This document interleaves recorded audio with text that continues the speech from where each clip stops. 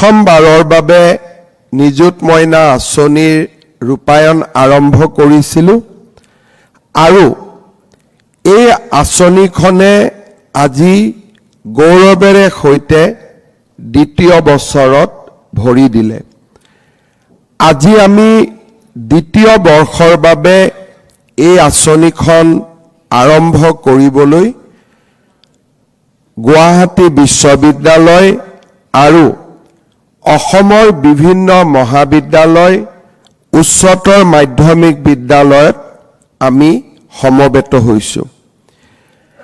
এই আঁচনিখনৰ বিষয়ে বিভিন্ন সময়ত বিভিন্ন ধৰণে আলাপ আলোচনা হৈছে, কিন্তু এই আঁচনিখনৰ যিসকলে এই আঁচনিখনৰ দ্বাৰা উপকৃত হৈছে তেখেতসকলৰ বিভিন্ন সময়ত এই আঁচনিখনৰ ওপৰত দিয়া বক্তব্য বা মন্তব্যই এই আঁচনিখনৰ কলেবৰ বৃদ্ধি কৰাৰ বাবে আমাক অনুপ্ৰাণিত কৰিছিল। বিগত বছৰটোত যেতিয়া এই আঁচনি আমি আৰম্ভ কৰিছিলোঁ, আমি কেৱল মাত্ৰ ৰাজ্যিক বিশ্ববিদ্যালয় আৰু প্ৰাদেশিকৃত মহাবিদ্যালয়সমূহৰ মাজত ইয়াক সীমাবদ্ধ কৰিছিলোঁ। আঁচনিখনে সহায় কৰা ছাত্ৰীসকলৰ বক্তব্য আৰু এই আঁচনিখনে লৈ অহা বিশাল সামাজিক পৰিৱৰ্তনৰ প্ৰতি লক্ষ্য ৰাখি এইবাৰ এই আঁচনিখনত অসমৰ 2খন কেন্দ্ৰীয় বিশ্ববিদ্যালয়, অসম বিশ্ববিদ্যালয় আৰু তেজপুৰ বিশ্ববিদ্যালয়কো এই আঁচনিখনত আমি সমাহিত কৰিছোঁ। যোৱা বছৰ এই আঁচনিখন আৰম্ভ কৰাৰ সময়ত বিশ্ববিদ্যালয় আৰু মহাবিদ্যালয়ত পাঠ গ্ৰহণ কৰা সেল্ফ ফাইনেন্স কোৰ্ছসমূহক বা যিসমূহ ষ্ট্ৰীম প্ৰাদেশিকৃত নহয় সেই ষ্ট্ৰীমৰ ছাত্ৰীসকলক যোৱাবাৰ এই আঁচনিখনৰ আমি সুবিধা প্ৰদান কৰা নাছিলোঁ। এইবাৰ ৰাজ্য চৰকাৰে বিশ্ববিদ্যালয়সমূহত আৰু মহাবিদ্যালয়সমূহত সেল্ফ ফাইনেন্স স্কিমত বা ফিজ দি যিসকল ছাত্ৰীয়ে শিক্ষা গ্ৰহণ কৰি আছে তেখেতসকলকো এইবাৰ আমি এই আঁচনিখনত সমাহিত কৰিছোঁ। যোৱা বিত্তীয় বছৰত এই আঁচনিখনে 1,60,000 ছাত্ৰ ছাত্ৰীক উপকৃত কৰিছিল। আঁচনিখনৰ বৰ্ধিত কলেবৰ আৰু পৰিসৰৰ ওপৰত আমি অনুমান কৰিব পাৰোঁ যে এই আঁচনিখনে এইবাৰ 4 লাখ ছাত্ৰীক সমাহিত কৰিব আৰু 4 লাখ ছাত্ৰী এই আঁচনিখনৰ জৰিয়তে উপকৃত হ'ব। এইবাৰৰ আঁচনিখনত আমি 2টা বৰ্ষ, উচ্চতৰ মাধ্যমিক প্ৰথম বৰ্ষ, উচ্চতৰ মাধ্যমিক দ্বিতীয় বৰ্ষ, স্নাতক পৰ্যায়ৰ প্ৰথম বৰ্ষ, দ্বিতীয় বৰ্ষ আৰু পোষ্ট গ্ৰেজুৱেটত প্ৰথম বৰ্ষ, দ্বিতীয় বৰ্ষ, অৰ্থাৎ এই আঁচনিখনে এইবাৰ বিশ্ববিদ্যালয় আৰু উচ্চতৰ মাধ্যমিক পৰ্যায়ৰ সকলো ছাত্ৰীকে সামৰি ল'ব আৰু অহা বছৰলৈ স্নাতক তৃতীয় বৰ্ষৰ ছাত্ৰীসকলো এই আঁচনিখনৰ লগত সমাহিত হৈ পৰাৰ লগে লগে এই আঁচনিখনে আমাৰ মহাবিদ্যালয় বিশ্ববিদ্যালয়ত পঢ়া অধ্যয়ন কৰা 100% ছাত্ৰীক এই আঁচনিখনৰ জৰিয়তে সমাহিত কৰি ল'বলৈ সক্ষম হ'ব।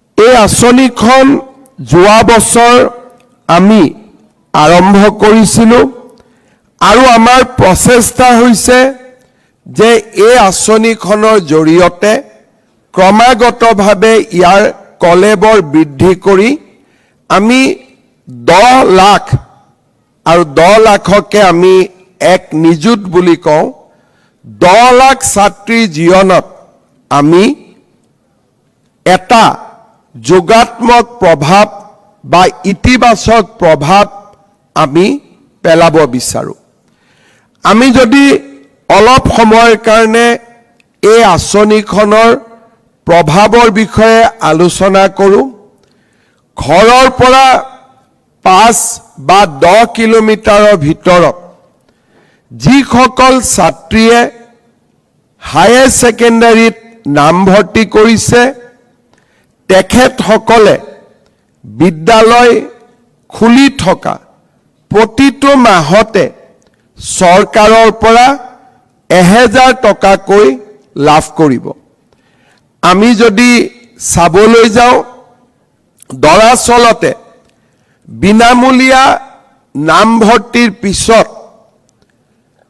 ছাত্ৰীসকলৰ পঢ়াৰ খৰচ কিতাপ আৰু দৈনিক কলেজলৈ অহা যাৱতীয় খৰচক বাদ দি দেউতাক মাকৰ ওপৰত বিশেষ বোজা নাথাকে কিন্তু কলেজত পঢ়াটো স্কুলত পঢ়াটো আমি পিতৃ মাতৃৰ বাবে বোজা নহয় ইয়াক পিতৃ মাতৃৰ বাবেও আমি এটা ইনসেন্টিভাইজ অৰ্থাৎ দেউতাক আৰু মাকেও যাতে যে মোৰ ছোৱালীজনীক পঢ়ুৱালে মোৰ পৰিয়ালৰ অৰ্থনীতিত কোনো ক্ষতি নহয় বৰঞ্চ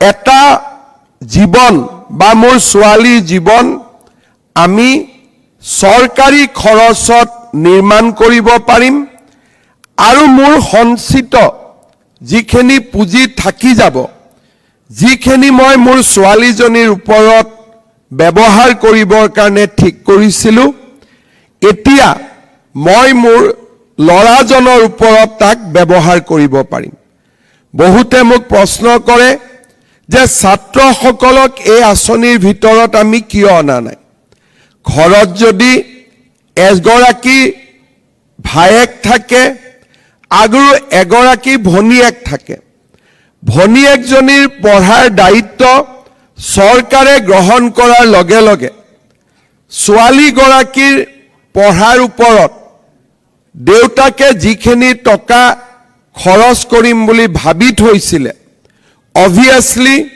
হি সেভিংস হ'ব হি সঞ্চয় হ'ব আৰু সেই সঞ্চয় তেওঁ পৰিয়ালৰ ল'ৰাটোৰ ওপৰত বা পুত্ৰৰ ওপৰত বা ভায়েকৰ ওপৰত ব্যৱহাৰ কৰিব পাৰিব আৰু ইয়াৰ আমি প্ৰভাৱ যোৱা বছৰত দেখিছোঁ যে যোৱা বছৰ উচ্চতৰ মাধ্যমিক প্ৰথম বৰ্ষ ডিগ্ৰী প্ৰথম বৰ্ষ আৰু পোষ্ট গ্ৰেজুৱেটত প্ৰথম বৰ্ষত যিমান ছাত্ৰ ছাত্ৰীয়ে নামভৰ্তি কৰিছিল তাতকৈ এইবাৰ অধিক ছাত্ৰ ছাত্ৰীয়ে মহাবিদ্যালয় বিশ্ববিদ্যালয়ত নামভৰ্তি কৰিছে আৰু নামভৰ্তিতকৈও আটাইতকৈ ডাঙৰ কথাটো হৈছে যে সেকেন্ড ইয়াৰত ছোৱালী সাধাৰণতে ড্ৰপ আউট হয় এইবাৰ আমি দেখা পাইছোঁ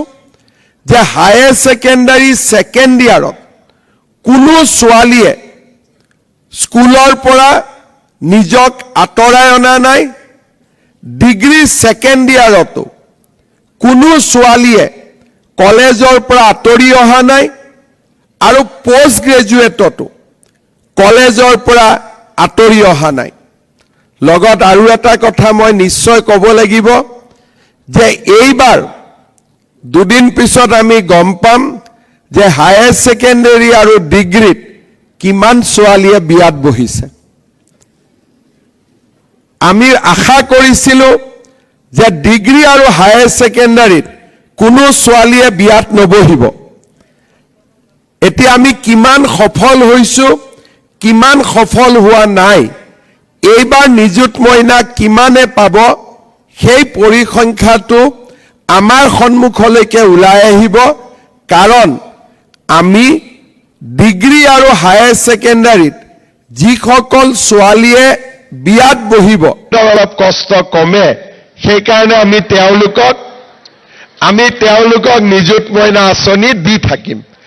অৰ্থাৎ এই আঁচনিখনত আমি অকল দেউতাক মাকৰ চিন্তা কৰা নাই, আনকি হাজবেণ্ডৰো আমি চিন্তা কৰিছো। শ্ৰদ্ধাৰ ছাত্ৰীসকল আৰু আজিৰ উপস্থিত আমাৰ সুধীবৃন্দসকল, বহি থাকোঁতে মই অলপ সময় ননীগোপাল মহন্ত ডাঙৰীয়া আৰু ৰণোজ পেগু ডাঙৰীয়াই ভাষণ দি থকাৰ সময়ত কেৱল মাত্ৰ উৎসুকতাৰ বাবে মই ChatGPTত সুধিছিলোঁ যে ভাৰতৰ কোন ৰাজ্যত ছাত্ৰ ছাত্ৰীসকলক বিনামূলীয়াকৈ নামভৰ্তিৰ সুবিধা দিয়া হয়। মই নাজানো ChatGPTয়ে কিমান ভাল উত্তৰ দিয়ে।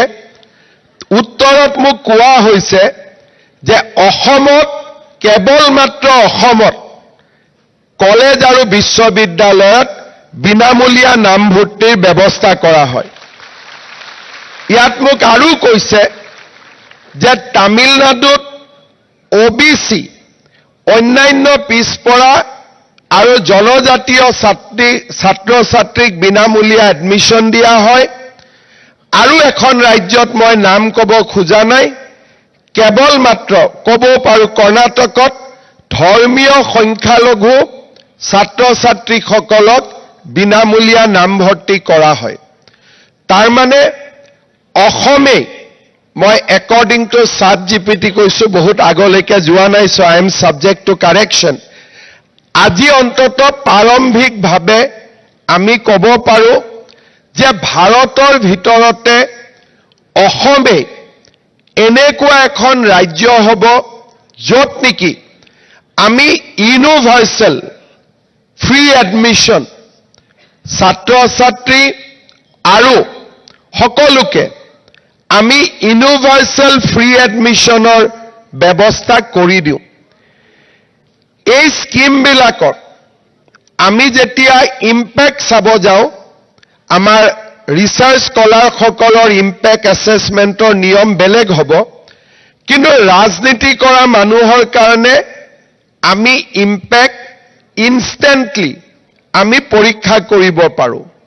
কাৰণ যেতিয়াই আমাৰ অফিচৰ পৰা কনফিউজিং বা অকণমান নিগেটিভ চাৰ্কুলাৰ ইছ্যু হয় যে বেক থাকিলে থাৰ্ড ইয়াৰত এডমিশ্যন নাপাব, বা কলেজত যদি আমি ছেকেণ্ড ছেমিষ্টাৰ ফাৰ্ষ্ট ছেমিষ্টাৰত ভাল ৰিজাল্ট কৰা নাই, থাৰ্ড ছেমিষ্টাৰত এডমিশ্যন ফ্ৰী নহ'ব। শিক্ষামন্ত্ৰী আৰু মোৰ মোবাইলত যিমান হোৱাটছআপ আহে, তেতিয়া আমি বুজি পাওঁ যে স্কিমটোৰ ইম্পেক্ট কিমান। যেতিয়া ঠিকে ঠিকে চলি থাকে তেতিয়া আমি বহুত গম নাপাওঁ, কিন্তু এমাহ যদি নিযুত মইনা আমি নিদিওঁ, সেই মাহটোত যিমান আমালৈকে হোৱাটছআপ আহে তেতিয়া আমি গম পাওঁ যে আমি কিবা এটা ভাল কাম কৰি আছিলোঁ। যোৱা বছৰৰ মোৰ এটা মই অভিজ্ঞতা কওঁ। মই নলবাৰীলৈ গৈ আছিলোঁ হাজোদি। দমদমা হাজোৰ এখন কলেজ আছে। ছাত্ৰ ছাত্ৰী সকলোৱে মোক খুব টেনশ্যনেৰে সৈতে মোৰ গাড়ীখন ৰখাব চেষ্টা কৰিছে। মই গাড়ীখন ৰখালোঁ। ৰখোৱাৰ লগে লগে মোক সকলোৱে ক'লে যে ছাৰ আমি কলেজ এৰিব লাগিব। ছাৰ নকয়, মামা কয়, মামা আমি কলেজ এৰিব লাগিব। মই কলেজ কিয় এৰিব লাগিব? বোলে এইবাৰ ইউনিভাৰ্চিটিয়ে আমাক কোনোবা এখন পেপাৰত বেক দি দিছে, আৰু সেইকাৰণে বেক পোৱাৰ কাৰণে থাৰ্ড ইয়াৰত আমাৰ ফ্ৰী এডমিশ্যন নহয়। তেতিয়া মই ক'লো, এইটো ইমান ডাঙৰ কথা নে ফ্ৰী এডমিশ্যন? এইটোতো ল'ব পাৰা। বোলে নহয় ছাৰ, এডমিশ্যনত মামা 6,000 টকা লাগে, দেউতা মাই ক'ৰ পৰা দিব? নিদিয়ে, গতিকে আমি কলেজ এৰিব লাগিব। তাৰমানে আপোনালোকে তাৰ ইম্পেক্ট চাব পাৰে যে এখন কলেজত বিনামূলীয়া এডমিশনে আমাৰ কিমান ছাত্ৰ ছাত্ৰীক উপকৃত কৰিছে। যেতিয়া মই শিক্ষামন্ত্ৰী আছিলোঁ, মই প্ৰথম যেতিয়া আমি বিনামূলীয়া এডমিশনৰ ব্যৱস্থা কৰিছিলোঁ, তাৰ ঠিক পিছতে এদিন মই শদিয়াত গৈছিলোঁ। মিটিং চলি আছে, তেতিয়া মই ইমান থাৰ্ড সেমিষ্টাৰ কি ছিক্স সেমিষ্টাৰ কি মই বুজি নাপাওঁ, কাৰণ আমাৰ পঢ়াৰ দিনত চিধা চিধি first year second year third year আছিলে। আজিকালি সেমিষ্টাৰ চিষ্টেম ইমান খবৰো লোৱা নহয়। তেতিয়া ফাৰ্ষ্ট ইয়াৰ এডমিশন হৈছে মাত্ৰ 2 মাহ হৈছে। শদিয়া কলেজত মই এখন মিটিঙত গৈছিলোঁ। সৰু ছাত্ৰী এজনী আহি মোক কাগজ এখনত এটুকুৰা লিখি দিলে। মই তেতিয়া নপঢ়িলোঁ, পকেটত থৈ দিলোঁ। ৰাতি কাপোৰ সলাওঁতে কাগজখন পালোঁ। কাগজখনত ছোৱালীজনীয়ে মোক প্ৰশ্ন সুধিছে যে মামা আপুনিতো, তেতিয়া মামা নকয়, তেতিয়া ছাৰ কয়, তেতিয়া শিক্ষামন্ত্ৰী আছিলোঁ। ক'লে যে ছাৰ আপুনি ফাৰ্ষ্ট ইয়াৰত এডমিশন দিলে, মোৰ দেউতা এডমিশন দিব খোজা নাছিল, বিনামূলীয়া এডমিশন বুলি মই ফাৰ্ষ্ট ইয়াৰত এডমিশন পালোঁ, কিন্তু এতিয়া মই কলেজত শুনিছোঁ যে মই থাৰ্ড সেমিষ্টাৰত আকৌ ফিজ দিব লাগিব। মই কেনেকৈ পঢ়িম? তাৰমানে এবছৰ পঢ়ি মই পঢ়া বন্ধ কৰিম নেকি? ঘূৰি আহিয়ে আমি সিদ্ধান্ত ললোঁ যে নহয়, আমি থাৰ্ড সেমিষ্টাৰতো বিনামূলীয়া নামভৰ্তি কৰিম আৰু আমি ফিফ্থ সেমিষ্টাৰতো আমি বিনামূলীয়া নামভৰ্তি কৰিম। আজি আপোনালোকে তাৰ ইম্পেক্ট চাব পাৰে যে একোখন কলেজত 8,000 টকা যদি এডমিশন বিনামূলীয়া হয়, ছাত্ৰ ছাত্ৰীজনে বা দেউতাকে 24,000 টকা তেওঁলোকে সেভিংস কৰিব পাৰে। যোৱা কেইদিনমান আগত কলেজসমূহৰ অধ্যক্ষসকলে আমাক বিভিন্ন পৰামৰ্শ দিয়ে। প্ৰত্যেকটো পৰামৰ্শ আমি সিৰিয়াসলি এক্সামিন কৰোঁ।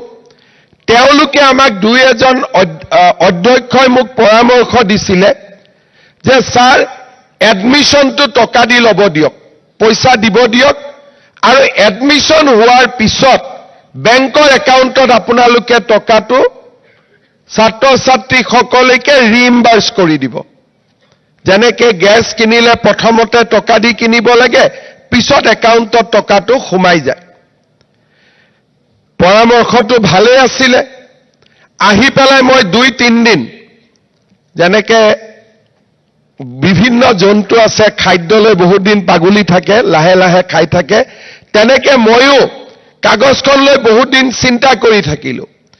তাৰপিছত মই এদিন এগৰাকী ছাত্ৰীক সুধিলোঁ যে যদি আমি নামভৰ্তি টকাটো প্ৰথম বছৰত আপোনালোকে দিয়ে, পিছত আমি ঘূৰাই দিওঁ হ'বনে নাই? তেতিয়া মোক লাহেকৈ ক'লে যে দেউতাই তাৰমানে 1 মাহৰ সুদ দিব লাগিব। সুদ দিব লাগিব মানে 8,000 টকা যদি দেউতাকে সুদত লয়, 800 টকা মাহত গাঁৱত সুদ দিব লাগে। আমাৰ গাঁৱৰ সামাজিক নিয়ম। আৰু যোৱাবাৰ আমি যেতিয়া এনেকুৱা সুদখোৰবিলাকক এৰেষ্ট কৰিছিলোঁ, তেতিয়া মই প্ৰথমবাৰ গম পাওঁ যে বেংকৰ ইণ্টাৰেষ্ট এনুৱেল 12%, 8%, 10%, কিন্তু গাঁৱত ইণ্টাৰেষ্ট হৈছে 10% মাহত। তাৰমানে আমি সমাজখনক কিমান কথা শিকিবলগীয়া আছে আৰু কিমান কথা বুজিবলগীয়া আছে। সিদিনাখন মই শিক্ষামন্ত্ৰীৰ লগত আলোচনা কৰিছিলোঁ যে এবাৰ আমি যদি পৰীক্ষামূলকভাৱে এবাৰ যদি কলেজৰ এডমিশন, হায়াৰ ছেকেণ্ডাৰী এডমিশন বিনামূলীয়াটো উঠাই দিওঁ আৰু আমি কওঁ যে সকলোৱে পইচা দি এডমিশন ল'ব লাগে এবছৰৰ কাৰণে, আমাৰ হিচাপত 20% একেদিনাই ল'ৰা ছোৱালী কলেজত এডমিশনৰ সংখ্যা হ্ৰাস পাব। আৰু যিসকলে মোৰ এই কথাটোক বিশ্বাস নকৰে, অহা বছৰ ইলেকশ্যনো নাথাকে, এবাৰ টেষ্ট কৰিও চাব পাৰি।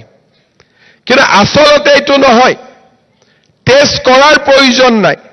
মই একেবাৰে কনভিন্স যে অসমত যদি বিনামূলীয়া নামভৰ্তি নাথাকে 20% ষ্টুডেণ্টে কলেজত এডমিশ্যনো ল'ব নোৱাৰে। আৰু তাৰ কাৰণে কাকো দোষ দি লাভ নাই। এয়া আমাৰ জীৱনৰ সঁচা কাহিনী।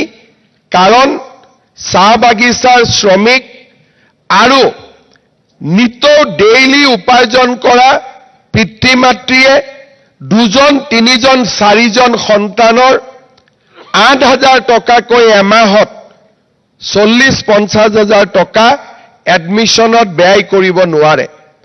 কোনোবা আশাৰে জীয়াই থকা অভিভাৱকে কাৰোবাৰ পৰা ধাৰ লৈ যদি এডমিশ্যন দিয়াবৰ বাবেও চেষ্টা কৰে 10% সুদে মানুহজনৰ জীৱন বিপন্ন কৰি পেলাব আৰু তাক আমি সকলোৱে অনুভৱ কৰোঁ।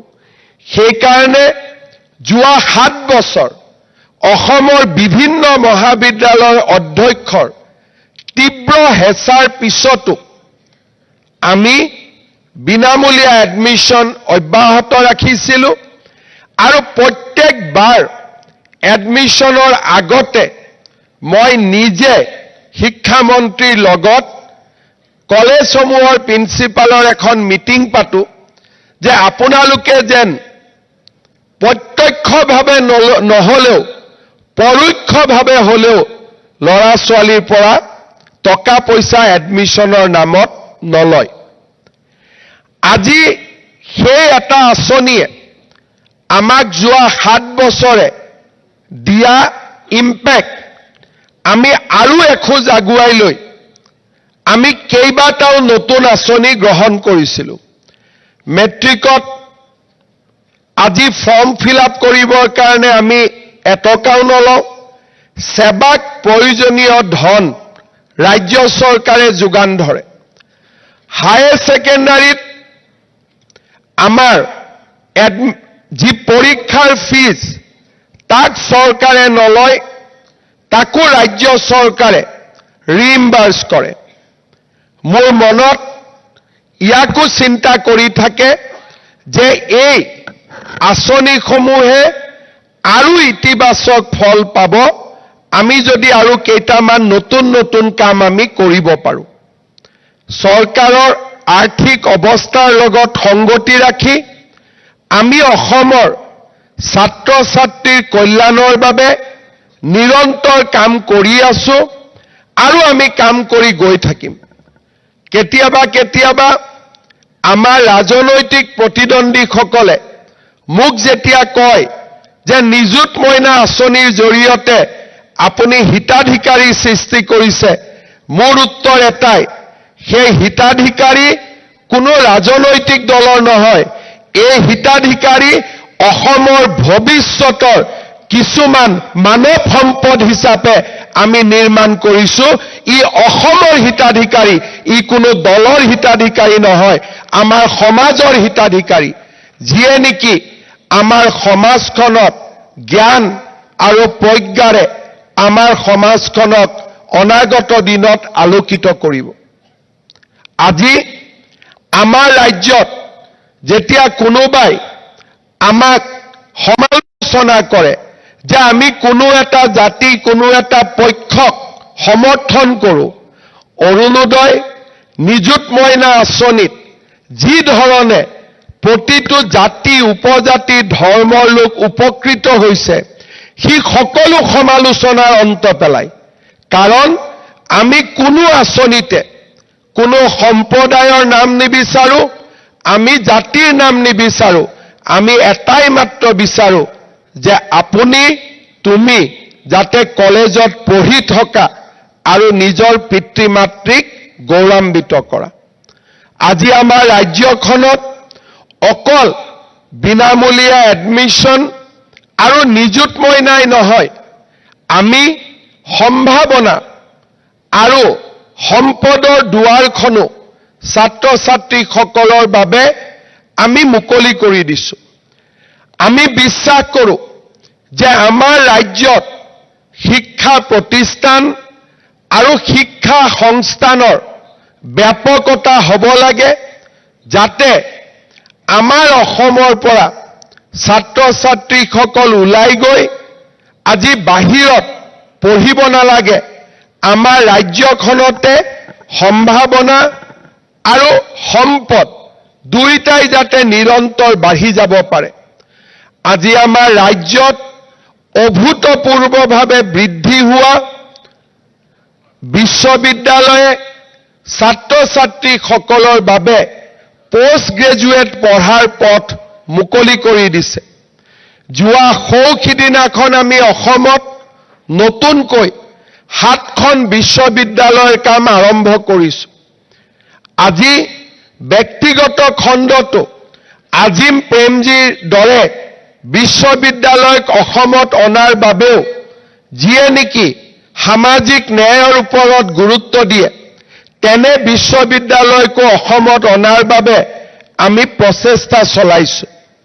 কেন্দ্ৰীয় চৰকাৰৰ প্ৰতিখন ৰাষ্ট্ৰীয় প্ৰতিষ্ঠান, এইমছৰ পৰা IIT-লৈকে, নেশ্যনেল ফৰেনচিক ইউনিভাৰ্চিটিৰ পৰা ইণ্ডিয়ান ইনষ্টিটিউট অৱ মাইন্সলৈকে, সৈনিক স্কুলৰ পৰা নবোদয় বিদ্যালয়লৈকে, কেন্দ্ৰীয় বিদ্যালয়ৰ পৰা আদৰ্শ বিদ্যালয়লৈকে যোৱা এটা দশকত অসমৰ শিক্ষা খণ্ডৰ আমি ব্যাপক সম্প্ৰসাৰণ কৰিব পাৰিছোঁ, যাতে পোষ্ট গ্ৰেজুৱেট পঢ়াৰ বা মেডিকেলত পঢ়াৰ, ইঞ্জিনিয়াৰিঙত পঢ়াৰ, মেনেজমেণ্টত পঢ়াৰ আকাংক্ষা থকা ছাত্ৰ ছাত্ৰীসকলে শিক্ষাৰ সীমাবদ্ধতাৰ বাবে, সুবিধাৰ সীমাবদ্ধতাৰ বাবে নিজক বঞ্চিত অনুভৱ কৰিব নালাগে।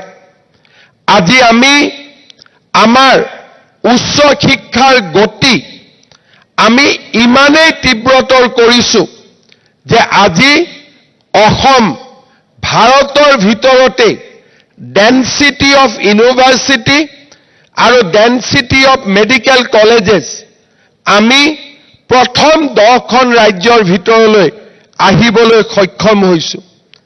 আমাৰ ৰাজ্যত এইবাৰ ইণ্ডাষ্ট্ৰী 4.0 আৰু সম্পূৰ্ণ নতুন শিক্ষাদানেৰে আমাৰ ছাত্ৰ ছাত্ৰীক আধুনিক শিক্ষাৰে সুসজ্জিত কৰাৰ বাবে ৰাজ্য চৰকাৰে কনকলতা বিশ্ববিদ্যালয়ৰ বাবে আগবাঢ়িছে, যি ভাৰতৰ ভিতৰতে এখন অনন্য বিশ্ববিদ্যালয় হ'ব, য'ত নেকি ছাত্ৰ ছাত্ৰীসকলে artificial intelligence, machine learning, augmented reality এই ধৰণৰ নতুন পাঠ্যক্ৰমৰ ওপৰত শিক্ষাদান কৰিবলৈ সক্ষম হ'ব। আমাৰ ৰাজ্যত আজিৰ পৰা কেইটামান দিন আগলৈকে আমি যি কল্পনা কৰিব পৰা নাছিলোঁ, তাক আজি আমি বাস্তৱত ৰূপায়িত হোৱা দেখা পাইছোঁ। 14খন মেডিকেল কলেজ আজি 25খন মেডিকেল কলেজ হোৱাৰ বাবে আগবাঢ়িছে। আমাৰ ৰাজ্যত বিশ্ববিদ্যালয়ৰ সংখ্যা 25ৰ দেওনা পাৰ কৰিছে। মহাবিদ্যালয় প্ৰায় 400খন মহাবিদ্যালয় আজি আমাৰ ৰাজ্যত শিক্ষাৰ জ্ঞান আৰু প্ৰজ্ঞাৰ আলোক বিতৰণ কৰিছে। আৰু আজি এই সকলোবোৰ সুবিধা দৰিদ্ৰ আৰু মধ্যবিত্ত সমাজখনে লাভ কৰিছে। আজি আমাৰ ৰাজ্যত দৰিদ্ৰ আৰু মধ্যবিত্ত পৰিয়ালসকলৰ বাবে আমি শিক্ষা গ্ৰহণত যাতে অৰ্থনৈতিক সম্পদ বাধাৰ সৃষ্টি কৰিব নোৱাৰে, তাৰ বাবে আমি এখন ডাঙৰ প্ৰাচীৰ আমি নিৰ্মাণ কৰিছোঁ। মই ভাবোঁ এই আঁচনিবিলাকৰ লগত আজি আমি আৰম্ভ কৰিব পৰা নিযুত মইনা আঁচনিখনে আমাৰ ছাত্ৰীসকলৰ বাবে সম্ভাৱনাৰ এখন ডাঙৰ দুৱাৰ মুকলি কৰি দিব। মই আৰু এটা দিশৰ প্ৰতি দৃষ্টি আকৰ্ষণ কৰিব খুজিছো। আমি যিখন সমাজ দেখা পাওঁ, সেইখন সমাজ কিমান ধৰণে সমাজৰ প্ৰকৃত তথ্য আমাক দিব পাৰে, তাৰ ওপৰত মোৰ নিজৰে প্ৰশ্ন চিহ্ন আছে। আমি বহুত দিনলৈ অনুভৱ কৰিব পৰা নাছিলো যে আমাৰ অসমতেই 12 বছৰৰ ছোৱালীয়েও মাতৃত্বৰ বোজা গ্ৰহণ কৰিবলগীয়া হয়। আমি বহুত দিনলৈ গুৱাহাটীত দেখি থকা সমাজখনক যেতিয়া আমি দেখা পাওঁ, ডিব্ৰুগড়ত দেখি থকা, যোৰহাটত দেখি থকা, তেজপুৰ শিলচৰত দেখি থকা সমাজখনক যেতিয়া আমি দেখা পাওঁ, তেতিয়া আমি কল্পনাও কৰিব নোৱাৰো যে আমাৰ মাজতে আৰু এখন সমাজ আছে, যিখন সমাজত 9ৰ পৰা 12 বছৰ বয়সতে ছোৱালীক বিয়াত বহিবলৈ সমাজে বাধ্য কৰায়। 12, 13, 14, 15 বছৰত আমাৰ এখন সমাজ আছে, যিখন সমাজত 14 বছৰৰ বয়সৰ ছোৱালী এজনীয়েও তৃতীয় পত্নীৰ চাৰ্টিফিকেট মূৰত লৈ তেওঁলোকে জীৱন নিৰ্বাহ কৰিবলগীয়া অৱস্থা হয়। আৰু ইয়াৰ স্বাভাৱিক পৰিণতি হৈছে যে তেওঁলোকক প্ৰথম পৰিয়ালে কলেজ আৰু স্কুলত যোৱা বন্ধ কৰে, আৰু কলেজ আৰু স্কুলত যোৱা বন্ধ কৰাৰ 4 মাহৰ পিছত তেওঁলোকক বিয়াত বহিবলৈ বাধ্য কৰোৱা হয়, আৰু পৰৱৰ্তী সময়ত মাতৃত্বৰ বোজা গ্ৰহণ কৰিবলৈ তেওঁলোকক বাধ্য কৰোৱা হয়। আমি যেতিয়া তেনেকুৱা অঞ্চললৈ যাওঁ, 22 বছৰৰ ছোৱালী এজনীয়ে কোলাত 4টাকৈ সন্তান লোৱা প্ৰতিচ্ছবি, আৰু বিশ্ববিদ্যালয় কটন কলেজত 22 বছৰীয়া ছোৱালীয়ে পোষ্ট গ্ৰেজুৱেট ক্লাছত ক্লাছ কৰিবলৈ অহা প্ৰতিচ্ছবি, এফালে হাঁহি আৰু আনন্দ আৰু আনফালে দুখ আৰু বেদনা, দুখন বিচিত্ৰ, দুখন বৈচিত্ৰ্য আৰু দুখন পাৰ্থক্য ভৰা সমাজ আমাৰ সন্মুখত আহি থিয় দিয়ে। আমি যিসকলে ষ্টেটাছক ভাল পাওঁ, যিসকলে স্থিতাৱস্থাক ভাল পাওঁ, তেওঁলোকে সমাজৰ এই প্ৰশ্নবিলাকক প্ৰশ্ন হিচাপে সুধিবলৈ ভয় কৰিছিল। আৰু সেয়েহে স্বাধীনতাৰ 75 বছৰ পিছতো কোনো এখন চৰকাৰ, কোনো এজন সামাজিক অনুষ্ঠানে প্ৰশ্ন কৰা নাছিল যে ধুবুৰী, মানকাছাৰ, সাউথ চালমাৰা, বৰপেটা, দৰং, মৰিগাঁও, নগাঁৱত বা অসমৰ চাহ বাগিচাসমূহত কিয় বাল্য বিবাহ আৰু টিনেজ প্ৰেগনেন্সিৰ সংখ্যা অভূতপূৰ্বভাৱে বৃদ্ধি হৈছে। আমি সমাজত বহুত কথা আলোচনা কৰোঁ। কোনোবাই যদি কথা কওঁতে কাৰোবাৰ যদি অসমীয়া চিঠি এখন যদি কেতিয়াবা ভুলতে বৰাক উপত্যকাত যায়, আৰু বৰাক উপত্যকাৰ বাবে প্ৰস্তুত কৰা বঙালী ভাষাৰ চিঠি এখন যদি আমাৰ ঘৰলৈ আহে, একেদিনাই আমাৰ সংবাদ মাধ্যম, সমাজ চিন্তিত হৈ পৰে। কিন্তু সেইখন সমাজ চিন্তিত হৈ নপৰে যেতিয়া 12 বছৰত এজনী ছোৱালী বিবাহত বহিবলৈ বাধ্য কৰোৱা হয়। সেইখন সমাজে চিন্তা নকৰে যেতিয়া 15-16 বছৰত আমাৰ ছোৱালী প্ৰথমটো দ্বিতীয়টো সন্তানৰ মাতৃ হয়, আৰু 22 বছৰ বয়সত কোলাত 4টাকৈ সন্তান লৈ আমাৰ ছোৱালীয়ে নিজৰ জীৱন আগুৱাই যাবৰ বাবে সংগ্ৰাম কৰে। আমাৰ সমাজৰ দুখ আৰু সমাজৰ বেদনা যেতিয়া প্ৰকৃত স্থানত গৈ যোগ হ'ব তেতিয়াই সমাজে উত্তৰণৰ দিশত আগবাঢ়িব।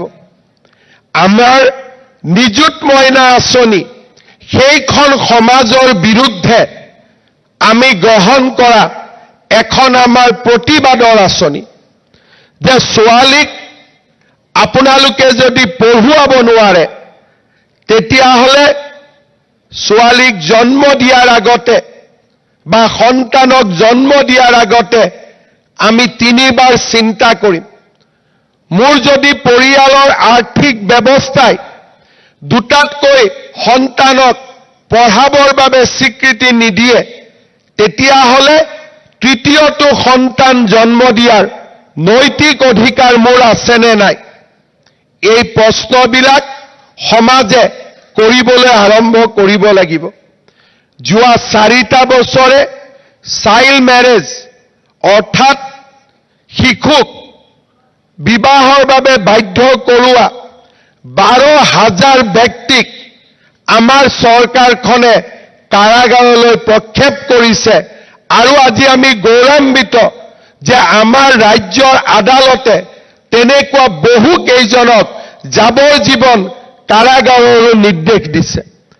আজি আমি ৰাজ্যত বাল্য বিবাহৰ বিৰুদ্ধে এটা বিশাল প্ৰতিৰোধৰ জাল এখন আমি নিৰ্মাণ কৰিছো। আজি পিছপৰা গাঁৱত গ'লেও প্ৰত্যেকজন দেউতাক মাকে এজনী সৰু ছোৱালীক বিয়া দিয়াৰ আগতে এবাৰৰ বাবেও চিন্তা কৰে যে দিছপুৰত এখন চৰকাৰ আছে আৰু মোৰ এই খবৰটো যদি চৰকাৰখনে পায় সেই চৰকাৰখনে ভোটৰ বাবে চিন্তা নকৰে মই জেলত যাব লাগিব। এই চৰকাৰখনৰ কল্পনা আজি ৰাজ্যৰ চাৰিওফালে আমি প্ৰেৰণ কৰিব পাৰিছো। আৰু যিসকলে দেউতাক মাকে সঁচা অৰ্থত ছোৱালীক পঢ়াব বিচাৰে কিন্তু আৰ্থিক সকাহৰ বাবে আৰ্থিক সমস্যাৰ বাবে পঢ়ুৱাব পৰা নাই তেওঁলোকৰ বাবে এই নিযুত মইনা আঁচনি এক প্ৰেৰণাৰ প্ৰতীক ৰূপে থিয় দিছে। আজিৰ আমাৰ সমগ্ৰ অসমৰ সমবেত হোৱা ছাত্ৰীসকলক মই এটাই অনুৰোধ কৰিম যে আমাৰ বাবে সম্ভাৱনাৰ প্ৰতিখন দুৱাৰ আজি মুকলি হৈছে। মই আজি অসমৰ এগৰাকী নাগৰিক হিচাপে গৌৰৱ কৰোঁ যে মোৰ ৰাজ্য এনেকুৱা এখন ৰাজ্য যিখন ৰাজ্যত চৰকাৰী চাকৰিৰ বাবে আমি কাৰো ওচৰত হাত পাতিব নালাগে। কলমে মোক চাকৰি দিয়ে, টকাই মোক চাকৰি নিদিয়ে। তেনে এখন সমাজ যোৱা 3.5 বছৰত আমি নিৰ্মাণ কৰিছো। চৰকাৰী চাকৰিৰ পৰৱৰ্তী পদক্ষেপ হিচাপে হাজাৰ বাধা হাজাৰ সমালোচনাকো অতিক্ৰম কৰি আমি অসমত উদ্যোগীকৰণৰ এটা বাতাবৰণ নিৰ্মাণ কৰিব খুজিছো যাতে প্ৰতিজন ছাত্ৰ ছাত্ৰীয়ে আমাৰ ৰাজ্যখনতে নিয়োগৰ সুবিধা পাব পাৰে, পিতৃ মাতৃৰ অযুত সপোন বাস্তৱত ৰূপায়ণ কৰিব পাৰে। চৰকাৰী চাকৰি, ব্যক্তিগত সংস্থান, উদ্যোগ প্ৰতিষ্ঠানত কৰ্মসংস্থাপন, আমি বিশ্বাস কৰোঁ যে অনাগত 5টা বছৰত অসমৰ এই পৰিৱেশ যদি অক্ষুণ্ণ থাকে আমাৰ ৰাজ্যখন ইণ্ডিয়াৰ ভাৰতৰ ইণ্ডাষ্ট্ৰীৰ বা ঔদ্যোগিক বিপ্লৱৰ এটা নতুন পৃষ্ঠভূমিত পৰিণত হ'ব। সমান্তৰালভাৱে ৰাজ্যৰ যিসকল যুৱক যুৱতীয়ে চৰকাৰী চাকৰি বা কৰ্মসংস্থাপনৰ বিপৰীতে নিজে উদ্যমিতাক জীৱনৰ মন্ত্ৰ হিচাপে লৈ আন 10জনক কৰ্মসংস্থাপন দিব বিচাৰে তেনেকুৱা ছাত্ৰ ছাত্ৰীৰ বাবে ষ্টাৰ্টআপ ইনকিউবেশ্যন আৰু সমান্তৰালভাৱে মুখ্যমন্ত্ৰীৰ আত্মনিৰ্ভৰ আঁচনি, প্ৰধানমন্ত্ৰীৰ মুদ্ৰা আঁচনি আদি বিশাল স্বাৱলম্বিতাৰ বাবে বিশাল আঁচনিৰ সৃষ্টি কৰি আমি অসমৰ যুৱক যুৱতীৰ মাজত এক আশাৰ সঞ্চাৰ, প্ৰাণৰ সঞ্চাৰ আমি কৰিব বিচাৰিছোঁ। 5 বছৰ আগৰ অসম, 10 বছৰ আগৰ অসম আৰু আজিৰ অসম, আজি আমি আত্মনিৰ্ভৰশীলতাৰ পথত আগবাঢ়িছোঁ। আজিৰ অসম এখন আত্মবিশ্বাসী অসম। আন্দোলন, ধৰ্ণা, ধৰ্মঘটৰ বিপৰীতে আজি আমি এছপাৰেশ্যনেল অসম। আমাৰ ছাত্ৰ ছাত্ৰী, যুৱক যুৱতীয়ে আজি এক আকাংক্ষিত, আকাংক্ষাৰে ভৰা ৰাজ্য নিৰ্মাণৰ বাবে আগবাঢ়িছে। সমাজৰ দায়িত্ব আমাৰ যুৱ প্ৰজন্মক যাতে তেওঁলোকে সদায় ইতিবাচক দৃষ্টিভংগীৰে আগুৱাই যাব পাৰে, তেওঁলোকক প্ৰেৰণা যোগোৱা, তেওঁলোকক অসীম সাহস যোগোৱা। যোৱা 30টা বছৰৰ সামাজিক অশান্তিৰ পিছত, যোৱা 30টা বছৰৰ বিভিন্ন আন্ধাৰৰ পিছত, বিভিন্ন আন্দোলন, সন্ত্ৰাসবাদৰ পিছত আজি অসমৰ আকাশৰ পৰা কলীয়া ডাৱৰবোৰ আঁতৰিব ধৰিছে। সূৰুজৰ কিৰণ, সূৰুজৰ পোহৰ আজি অসমৰ আকাশত আমি সকলোৱে অনুভৱ কৰা আৰম্ভ কৰিছোঁ। আমাৰ ৰাজ্যত আজি অকল অৰুণোদয়ে নহয়, আজি আমাৰ ৰাজ্যত সূৰ্যোদয়ো আৰম্ভ হৈছে। আমি অৰুণোদয়ৰ সপোন দেখিছিলোঁ, কিন্তু অৰুণোদয় আগবাঢ়ি গৈ এতিয়া আমাৰ ৰাজ্যত সূৰ্যোদয়ে আমাক সকলোকে পোহৰ দিছে, জ্ঞান দিছে, প্ৰজ্ঞা দিছে, বিশ্বাস দিছে, সাহস দিছে। সেইখন নতুন অসম আমি আঁকোৱালি ল'ব লাগিব। সেইখন নতুন অসমক আমি আগুৱাই লৈ যাব লাগিব আৰু এই অসমৰ অগ্ৰগামী যাত্ৰাত আমাৰ ছাত্ৰীসকলে এক অভূতপূৰ্ব ইতিবাচক ভূমিকা গ্ৰহণ কৰিব লাগিব। নিযুত মইনা আঁচনি বাল্য বিবাহৰ বিৰুদ্ধে এক প্ৰতিবাদৰ আঁচনি। নিযুত মইনা আঁচনি অসমৰ ছাত্ৰীসকলৰ মাজত লুকাই থকা অসীম সাহসৰ স্বীকৃতি দিয়া এক আঁচনি। নিযুত মইনা আঁচনি আমাৰ ছাত্ৰীসকলে আকাশ চুব পাৰে, সেই বিশ্বাস আৰু আস্থাক সমাজে স্বীকৃতি দিয়াৰ আঁচনি। এই আঁচনিয়ে আমাৰ সকলোগৰাকী ছাত্ৰীৰ জীৱনলৈ পৰিৱৰ্তন আনক, অসমৰ শৈক্ষিক আকাশখন আৰু অধিক আলোড়িত হওক, জ্ঞান আৰু প্ৰজ্ঞাৰে আমি এক নৱজাগৰণৰ সৃষ্টি কৰোঁ। তেনে এক আশাৰে মই আজি এই নিযুত মইনা আঁচনিৰ শুভ আৰম্ভণিৰ দিনা সকলোকে অভিনন্দন জনাইছোঁ। আজি আমি মহাবিদ্যালয়সমূহত, ইউনিভাৰ্চিটিত সকলোকে প্ৰপত্ৰসমূহ আমি বিতৰণ কৰিম।